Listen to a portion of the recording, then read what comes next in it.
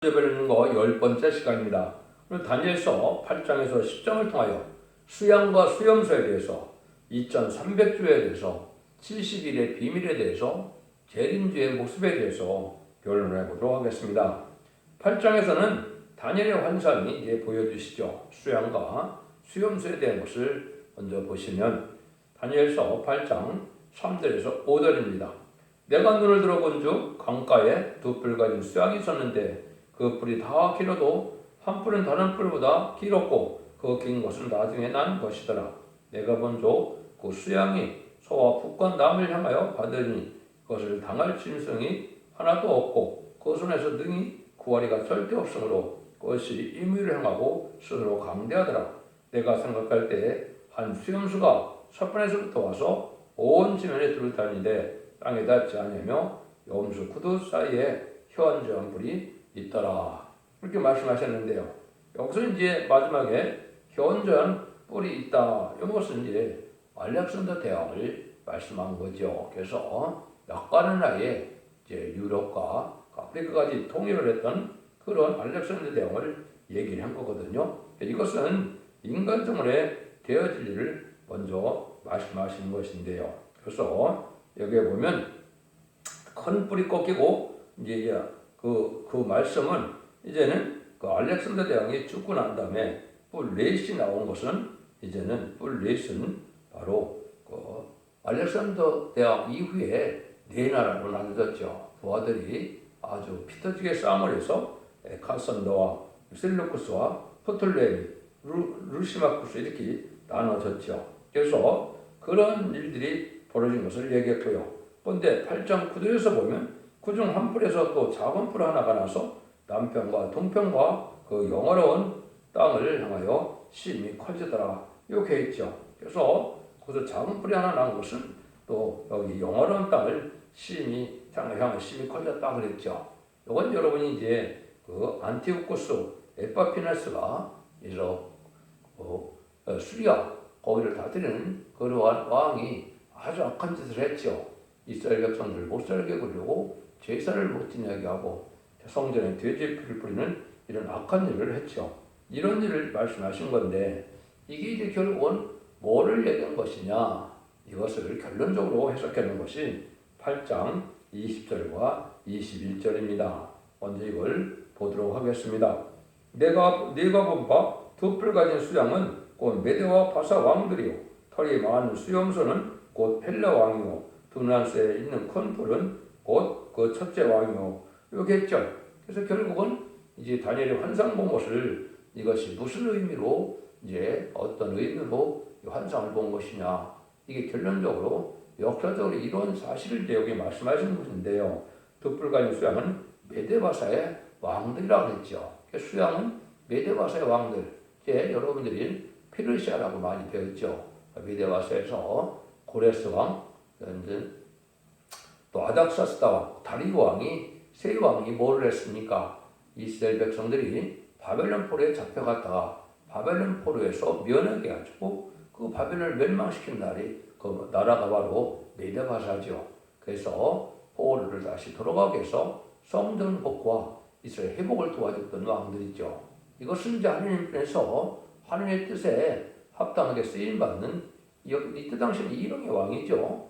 이것이 이제 인간 정말에도 되어질 일을 말씀하신 겁니다. 그래서 이건 조금 이따 말씀을 드리다 보면 중요한 의미를 우리에게 가지고 있다는 걸 우리가 알 수가 있는 것이죠.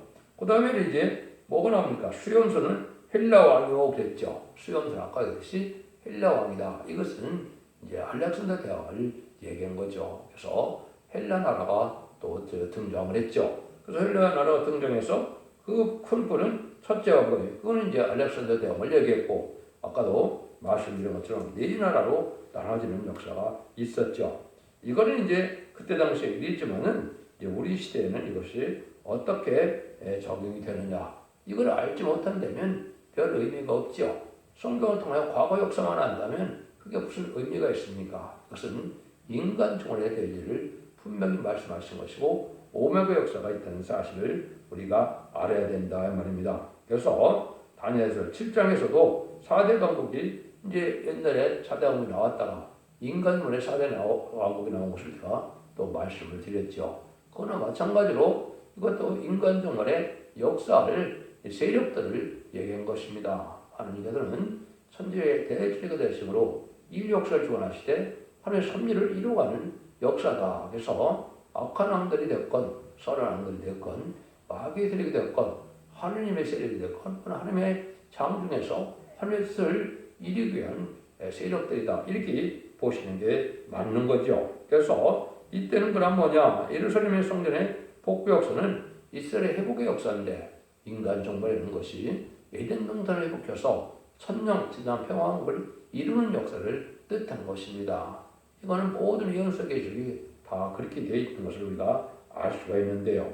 그럴 때 이제 천년왕국의 건설하는 사명자가 인간중에 나오게 되는데 거기에 이제 도움을 주고 또 거기에 협력하는 세력은 여기서 수약이다 이렇게 표현되고 반대로 그 세력을 그 왕권을 운동을 하는 시온의 무리를 대적하고 나오는 무리가 바로 여기서는 넷 수 염소다 이렇게 나온 겁니다. 그래서 지난 7장에서도 제가 말씀드린 것처럼 이 네 나라가 강대한 나라가 됐지만은 강대한 나라가 그럼 점점 문명이 발달하면 기독교적인 사회가 되어야 되는데 사실은 그렇지 않죠. 반기독교적인 사회가 돼서 아주 음란부패 사치 타락하고 오히려 기독교인을 핍박하는 일이 벌어지죠. 이게 이제 하나님께서 마귀의 세력을 들어쓰는 방법입니다. 그래서 그자들을 멸망시키는 것이 심판의 끝이다. 이렇게도 볼 수 있는 겁니다. 그래서 이런 일들이 이제 또다시 알파 역사로 알파 역사가 진행됐고 오메가 역사로 나타나는 것이 이제는 스가랴 1장 이게 나와 있죠. 그래서 이제 그 네 뿔에 대한 그 불이 여기 네 뿔이 이제 다시 등장하게 되는데 이것이 알렉산더 대왕의 네 나라가 등장했던 것처럼 인간들의 네 뿔이 등장한다. 이것은 제가 지난번에도 결국은 말세의 4대 강국이라고 했죠. 세상을 좌지우지하는 4대 강국을 뜻한 것인데 그걸 먼저 보면 내가 눈을 들어본 즉 네 뿔이 보이기로 이에 내게 말하는 천사가 묻되 이들이 무엇이니까 하되 내게 대답하되 이들은 유다와 예루살렘과 예루살렘 해친 뿔이니라. 때 여호와께서 공장 4명을 보이시고 여기 먼저 이 네 뿔은 유다와 예루살렘을 해친 뿔이라고 했죠. 그러니까 반유대적인 세력이다 이 말입니다. 그래서 이것은 이제 결국은 4대 강국으로서 결국은 기록 7장에서는 네 천사를 나타나서 네 천사가 기록 7장 2절에 보니까 뭐랍니까? 해롭게 할 권세를 받았다라고 그랬죠. 그래서 이 세상을 해할 권세를 받은 이런 세력인데 강대국을 뜻한 것이죠. 그런데 네 뿔이 뭘 하고 있느냐? 바람틈을 잡는 일을 한다. 이렇게 되어 있죠. 기록 7장 1절과 2절에요. 그게 바로 뭐냐?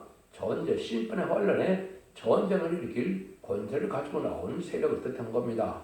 여러분들이 이제 유엔 안전보장이사회가 1948년 10월 24일 이제 이루어짐으로 2차 세계대전을 수립하게 것이었죠. 그래서 그것은 5대 강국이 거업권을 가지고 있죠. 그 중에서도 이제 네 나라가 주동이 돼서 이런 거업권 행사를 해서 전쟁을 일으키고 말고 하는 이런 일을 하게 된다 이 말입니다. 그래서 그건 정한 때까지 3차 세계대전을 일으킬 나라로 계시록 9장 14절 15절은 또 예언이 되어 있죠. 그런데 그 일들은 이제 하나님의 종들이 나타나서 이마의 인치까지 아버지 형제 이마 인치까지 땅이나 바다나 나무나 해야 하지 말라 그렇게 되어 있죠. 그것이 바로 전삼년의 역사가 있고 난 다음에 말세 사명자가 나타나서 14만 4천 명의 백성도가 있고 난 다음에야 3세대전이 일어날 것을 말씀한 것이죠. 그러니까 지금 시국적으로 3세대전 얘기도 많이 걱정을 하는데 그건 아직은 절대적으로 3세대전이 일어날 시기가 아닙니다. 진정으로 참된 종들이 임마진 신한 4천 명을 일으키기 전에는 3차 대전은 일어나지 않습니다. 그거는 하나님의 섭리가 그렇게 되어 있다 이 말이죠. 그럼 이제 그런 네 나라가 네 뿔이 이렇게 등장할 걸 얘기했는데 그 다음에 보면 20절부터 공장 4명을 내게 보이기로 내가 그러되 그들이 무엇하러 왔나이까 하며 대답하여 가라사대 그 뿔들이 유다를 헤쳐서 사람을 능히 머리를 들지 못하게 하며 이 공장들이 와서 그것을 두렵게 하고 이전의 뿔들을 들어 유다 땅 해친 열국의 뿔을 떨어뜨려 하느니라 하시더라 그랬죠. 네 공장이 등장한다. 요걸 이제 잘못해서 보면 많이 있는데요. 영어 성경에는 카펜터스라고 돼서 목수라고 되어 있죠. 그래서 어떤 성경에는 목수라고 얘기했죠. 또 어떤 성경에는 크래프트맨이라고 해서 이건 대정장이라고 되어 있죠. 이것은 왕국 건설 사명이 될 듯한 겁니다. 그래서 목수는 누굽니까? 예수님이 목수였죠.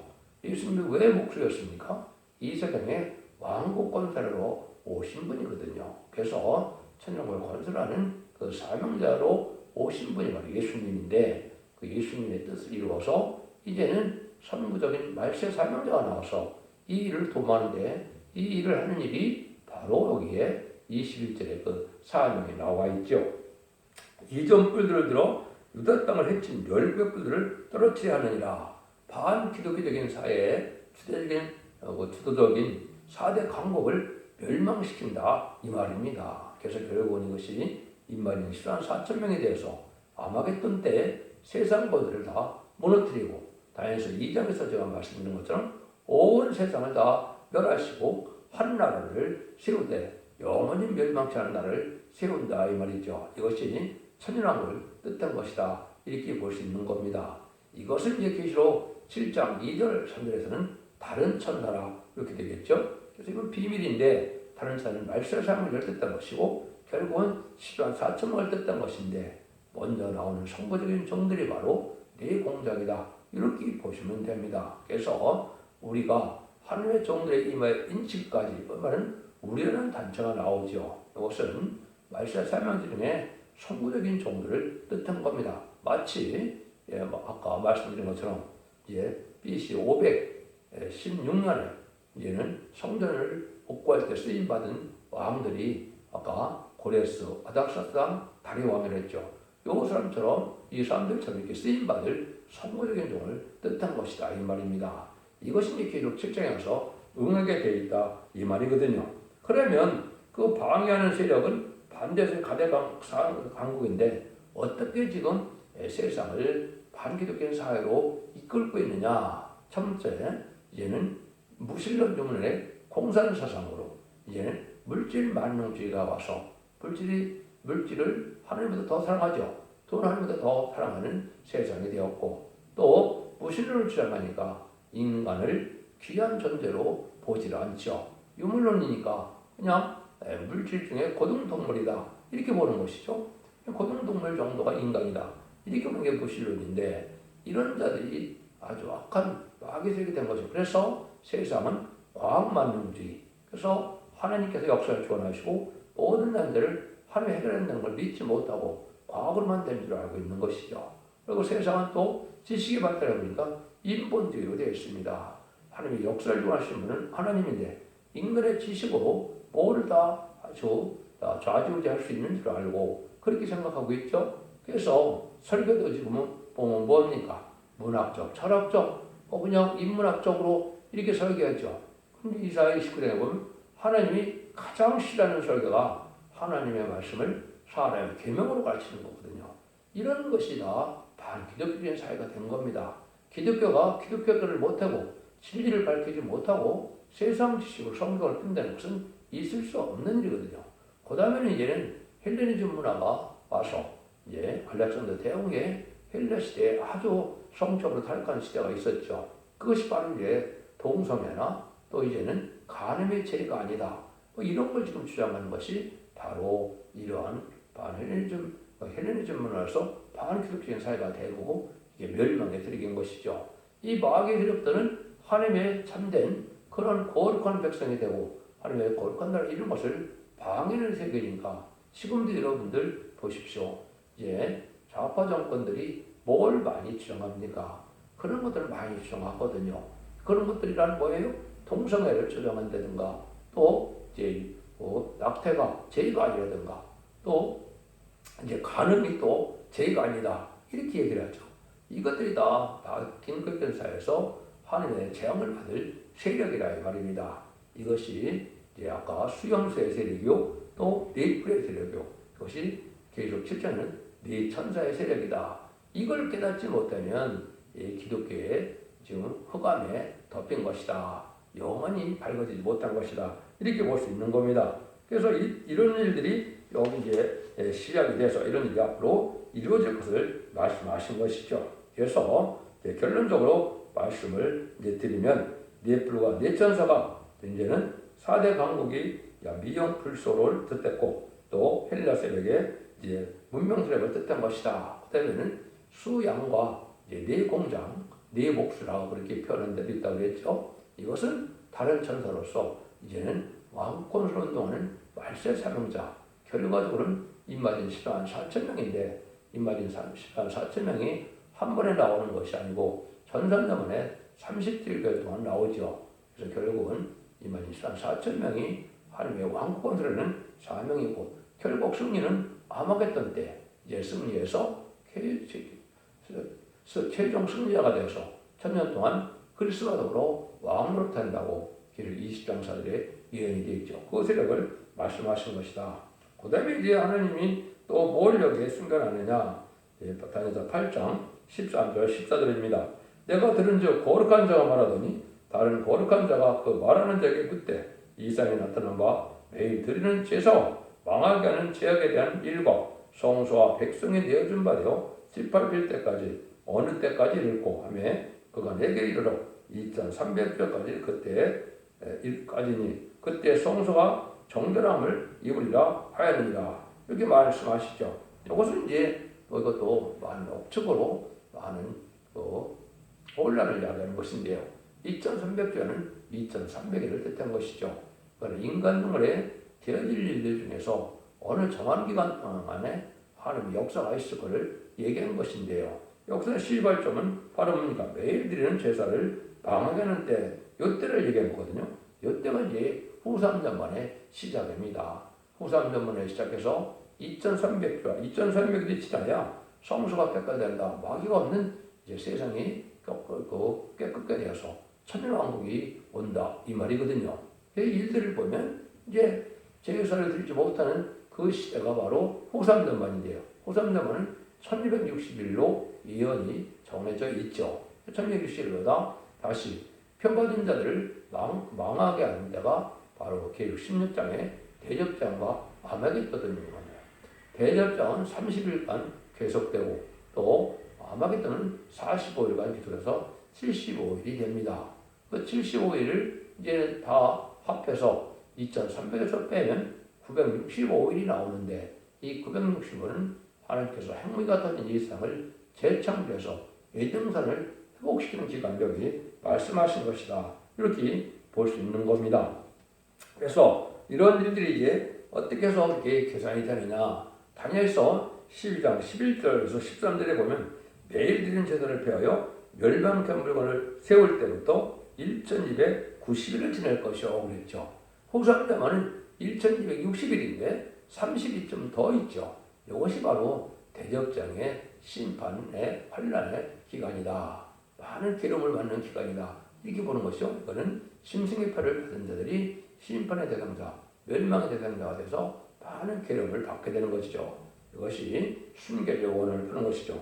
그 다음에 보면 기다려서 1330일까지 이르는 그 사람이 복이 있으리라.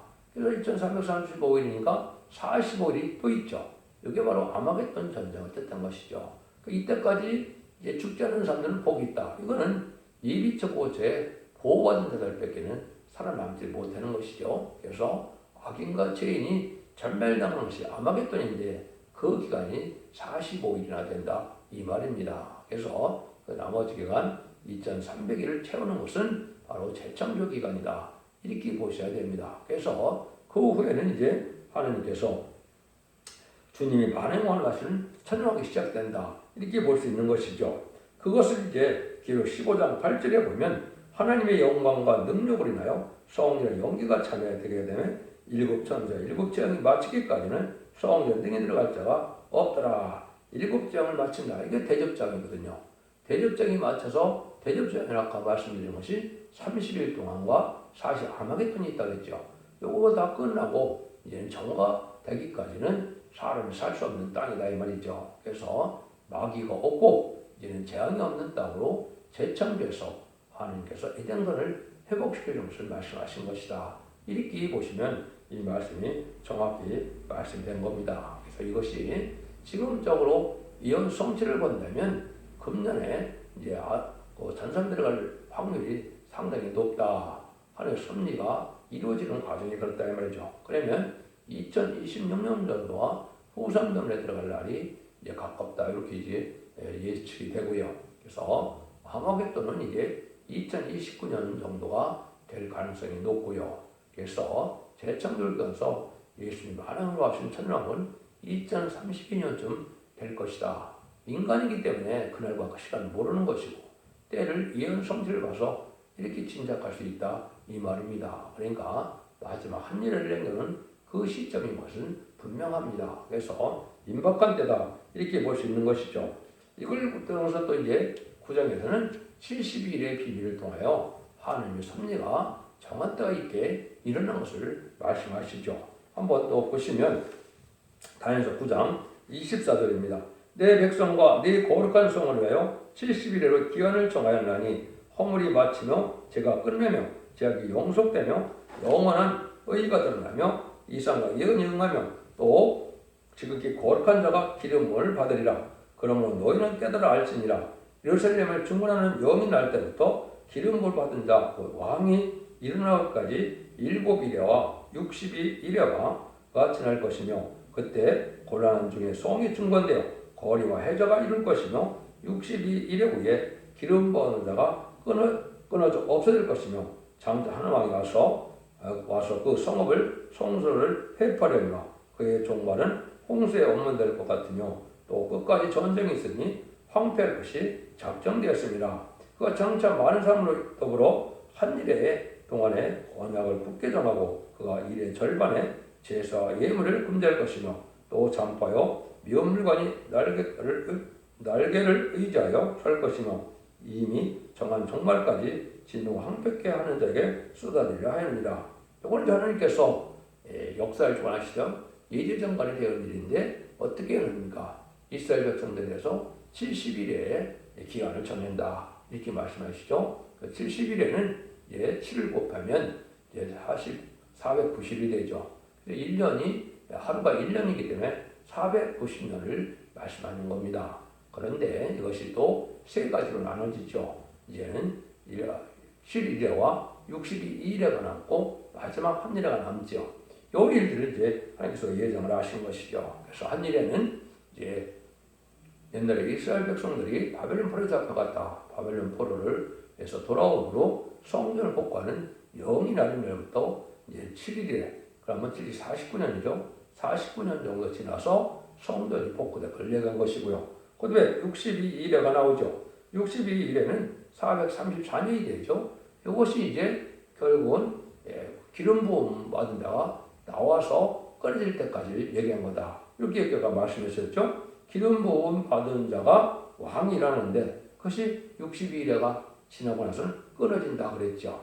이것은 바로 이제 예수님이 이 땅에 오셔서 낙이 타고 예루살렘 성에 입성하심으로 이제는 끝날이 오는 것이 바로 그 공생애를 이제는 쪼개하시고 뭐 하셨습니까? 십자가 못 박혀 들어가신 것이죠. 그때가 이제 기름 받은 자가 끊어진 것이다. 이렇게 이제 볼 수 있는 겁니다. 이런 일들이 이제 물론 여러분들이 이제 이걸 공부하다 보면 학자마다 조금씩 주장이 틀리죠. 그것은 역사적인 사실은 우리가 조금 뭐 틀린다 해서 큰 의미가 없거든요. 그래서 이거는 공식적으로는 BC 454년부터 예수님이 십자가 들어가신 때가 AD 30년이라고 보고 있는데 이것도 이제 뭐 과학적으로 서로가 틀리는 의의가 있는데 이렇게 보면 이후에 69일에가 끝난 겁니다. 그러면 마지막 한 일회가 남죠. 이것이 이제 인간 생활에 이방인의 때가 끝나서 결국은 한 일의 마지막 그 일회가 나온 것인데 그것이 기록 12장, 11장, 3절에는 두 증인에게 1200시간 예언하리라고 했죠. 이것이 전산년의 시작이고 이제는 한때, 두때, 반때가 이제는 심승의 때가 있다는 것이 기록 13장에 또 나오죠. 이것이 이제 후삼전만을 뜻한 것이죠. 이것이 마지막 한일회다. 그래서 한일회가 끝나야 다시 예수님이 만왕왕으로 다스리는 시대가 온다. 이 말이거든요. 이 일들이 이제 지금 진행되고 있다 이렇게 볼 수가 있는 겁니다. 그래서 이런 일들이 이제 다 하나님께서 하신 예정관에 나오는 건데 이때 당시에 여러분이 잘 아는 것처럼 이제 그 알렉산더 대왕이 죽고 이제 네 나라로 그 나라가 나뉘었을 때 거기에 안티오코스 에파피네스가 아주 예루살렘 성전에 보았던 일을 했죠. 이것이 이제 적그리스도의 여덟째 왕의 예표다 이렇게 보고 있는 거죠. 이것이 이제 다시 로마 시대 와서 네로 황제를 보여줬고 다시 일곱째 머리 같은 당권을 보여줬는데 일곱째 왕은 스탈린이 타락해서 이제는 뭐 공산혁명을 일으킨 일이 됐죠. 그래서 그것이 장관 동안 계속된다는 것이 지금 105년째 되고 있죠. 그래서 이것은 여덟째 왕이 나올 시점인데 여덟째 왕은 언제를 뜻하느냐 3세전에서 이겨서 그 3세전 이긴 자가 심승의 표를 받게는 수정통 시대가 오는 후 3년 만이 시작되는 것이죠. 그것을 이제 우리에게 알려준 것이다. 이렇게 보면 됩니다. 이것이 제가 17장 10절에서 11절에 보면 일곱 머리에 10뿔 달린 짐승에 대한 비밀을 밝힐 때 이렇게 이제 진행된 것을 보여준 것이다. 이렇게 볼 수가 있습니다. 그 다음에는 이제 10장에서는 다니엘의 환상을 보는데 이것은 예수님의 재림모습을 보는 것이다. 이렇게 볼 수 있는 것이죠. 그래서 재림하는 예수님과 재림하는 예수님은 아주 모습도 틀리고 또 의견도 틀리고 그래서 죄인을 용서하러 오는 예수님과 또 죄인을 심판하고 의인을 구원하러 오는 심판 예수님은 아주 틀리죠.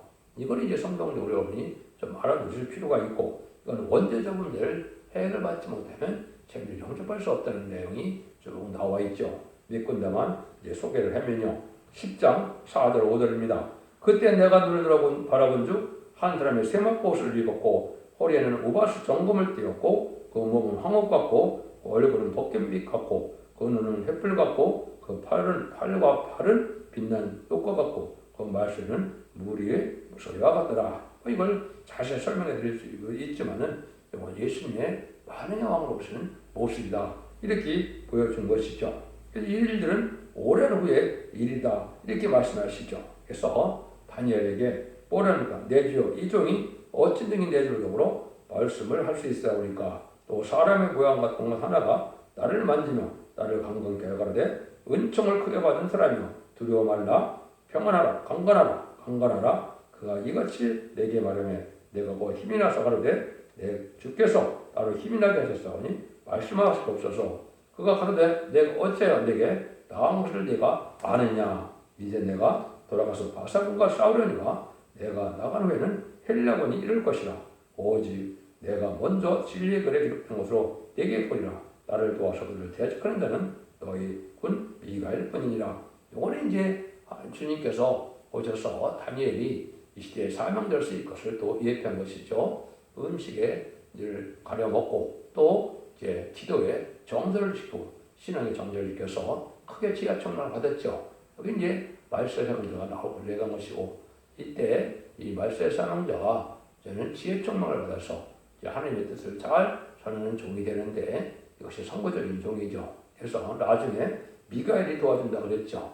이것은 이제 심판의 환란이 올 때 미가엘 천사장을 통해서 천사들이 도와서 인만 24만 4천 명이 최종 승리하게 하는 역사를 보여준 것이다. 이렇게 볼 수가 있는 겁니다. 그래서 심판 들어오는 모습을 이렇게 보여준 것이고 이것이 이제 여러분들이 보면은 마태복음 17장에 보면 베드로와 야고보와 형제 요한을 데리고 변화산에 올라가셨죠. 그때 예수님의 모습이 또 이렇게 변했죠. 변형돼서 그 얼굴이 해같이 빛나며 옷이 빛과 같이 희어졌더라. 그런데 이때 셋은 죽은 자 같이 쓰러졌죠. 그래서 방금까지만 해도 주님과 도란도란 얘기를 나눴지만은 제미의 모습을 보니까 제레미들을 볼 수가 없고 쓰러질 정도가 됐죠.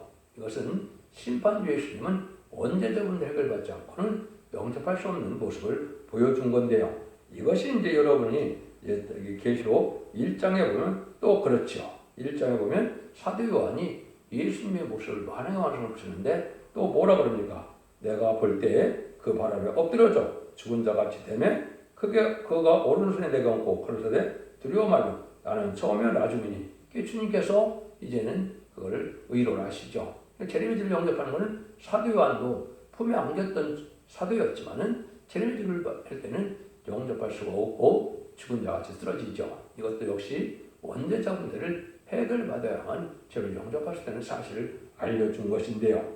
이것인지 여러분이 알아야 될 것은 이 모습이 누구의 모습과 비슷하냐? 말세 사명자인 다른 천사의 모습과 비슷하다 이 말입니다. 10장 1절에 보면 내가 또 보니 심수한 다른 천사가 구원을 입고 그 하늘에서 내려오는데 그 머리 위에 무지개가 있고 얼굴은 해같고 그 발은 불기둥 같으며 그 손에 작은 책을 들고 오른발은 바다를 밟고 왼발은 땅을 밟고 사자의 풀리는 것 같이 큰 소리로 외친다 이렇게 되어 있죠. 이것이 이제 말세 사명자로서 인마디 시상한 사청을 일으킬 선구적인 종의 모습은 재림주의 모습과 같다. 이것은 재림의 죄의 그 사명 대행자가 되어서 이제는 주님이 공중강림하시는 날까지 그 종이 이만희 신앙 사청을 일으키는 권세를 가지고 하루에 재림주를 영접할 신앙주를 시키는 것이죠. 그래서 이런 모습으로 나타나는 것이 바로 이제 다른 천사에 대한 말씀의 비밀이다. 이렇게 말씀을 드릴 수 있는 것이죠. 그래서 이것은 바로 이제 이만희 신앙 4,000명이 바로 재림주의 대행자가 되기 때문에 권세 능력을 받아서 두 증인에게 천지백수를 이어나려는 말씀처럼 전선자문에 구원의 역사를 진행할 사명을 뜻한 것이다. 여러분들이 이 진리를 잘 받아들이고 잘 분별하셔서 인간종에는 다른 틀을 지은 종의 첫대기의 원절면의 역사로 원죄자문을 해결받는 은혜를 받아야만 죄를 영접하셨다는 사실을 분명히 기억하셔야 됩니다. 그래서 여러분들 진리를 잘 신종함으로 원죄자문을 해결받아서 자손 만대의 축복을 누리는 복된 종들과 성도님들 다 되시기를 예수님으로 간절히 축원드립니다. 아멘.